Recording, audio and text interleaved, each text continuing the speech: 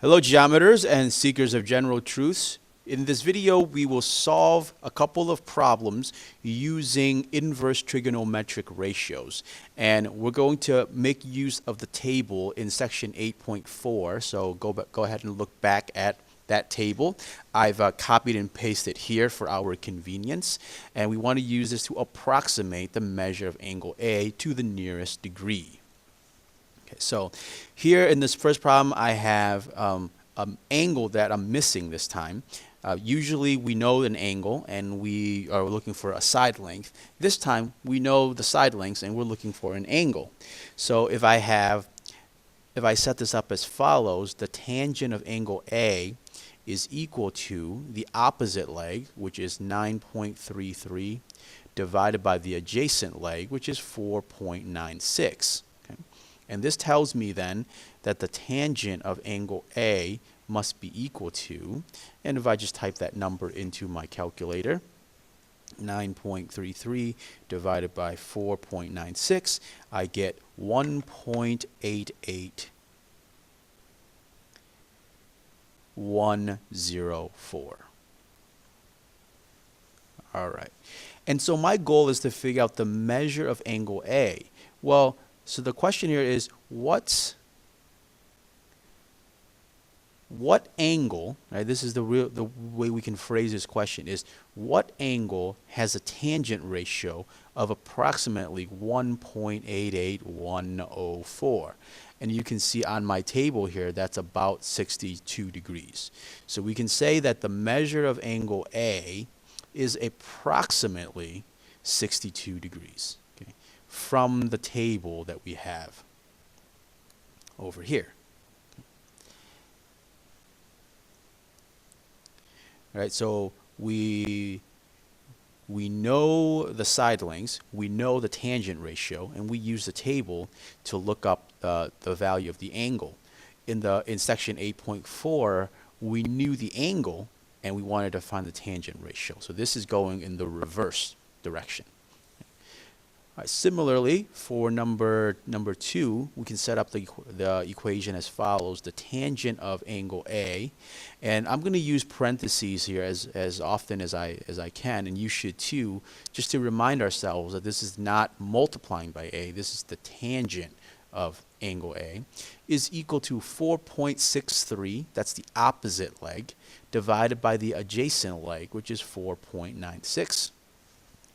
Put that into a calculator, and we get that the tangent of angle A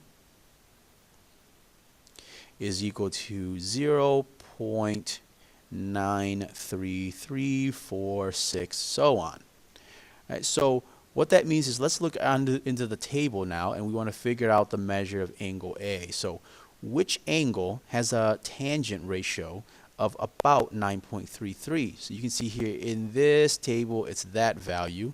So we can say that the measure of angle A in this triangle is approximately 43 degrees. Okay. And what we're effectively doing is looking up these values in a table that we already made of a few of the angles and their tangent ratios. Now I'm going to continue and do one more example with finding a missing angle. So this time we're going to try to find all lengths and all angles of the triangle. Okay. So the lengths aren't that difficult to find. We can use the Pythagorean theorem to figure out the lengths. I'm going to focus on the angles for right now, and then we'll go back to doing the lengths as well. So in this problem here, I am going to try to find the measure of angle S. Okay, measure of angle S here. And if we look at angle S, we have the adjacent leg and the hypotenuse for us to work with. So we can say that if we have adjacent and hypotenuse, this is the cosine ratio. So we can say that the cosine of the measure of angle S is equal to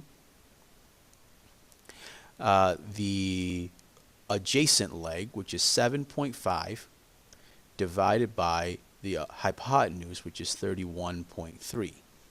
7.5 divided by 31.3 is approximately, so we can say that the cosine of angle S is approximately 0.239617. Okay? But this doesn't quite answer my question. I wanna find the measure of this angle. So I can go into a table and look it up, just like I did up here. Right up here, we had a table of tangent values, and I can also go look up a table of cosine values. But with our modern technology, the calculator has it stored up for us, so we can apply the inverse ratios now. So we can say the cosine inverse of 0.239617 is approximately equal to the measure of angle S. And you can actually type this into a calculator. Depending on what model you have, you might hit a slightly different set of keys to get that answer. But when I type it into my calculator, I get the answer to be around 76 degrees. But I'm supposed to round this to the nearest tenth, so I get it to be approximately 76.1 degrees. Is approximately equal to the measure of angle S. So here, I'm using the knowledge what I have of the inverse ratios and my calculator to figure out this value. So this is 76.1 degrees.